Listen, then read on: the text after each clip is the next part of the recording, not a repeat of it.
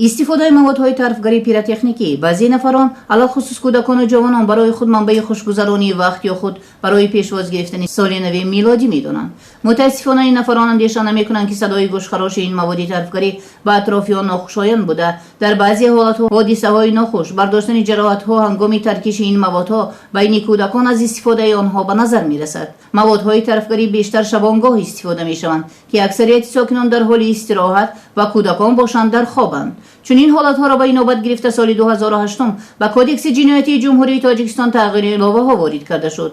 از همان سال این جانب موافق ماده 199 اعضای 1 قسم 2 قانون جمهوری تاجیکستان درباره معاملات غیرقانونی مواد طرفگری پیروتکنیکی وارد نمودن آن به قلمرو جمهوری تاجیکستان منع کرده شده است. همچنین در این ماده گفته شده است که غیرقانونی وارد نمودن، استحصال کردن، نگاه داشتن، فروختن، به صاحبیت کسی دیگر دادن و استفاده بردن موادهای طرفگری منع می باشد.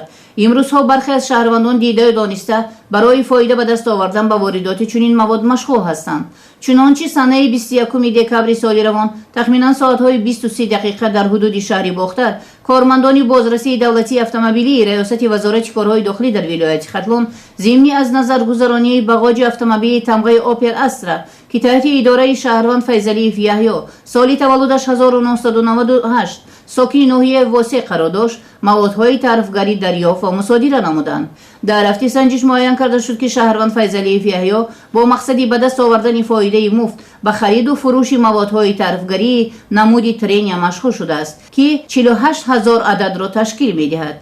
نسبت فیضلی یحیی در شعبه تفتیشاتی ریاست وزارت کارهای داخلی در ولایت ختلون پرونده جنایتی با ماده 199 علاوه 1 قسم 2 کدکس جنایتی جمهوری تاجیکستان آغاز گردیده تفتیشات ادامه دارد.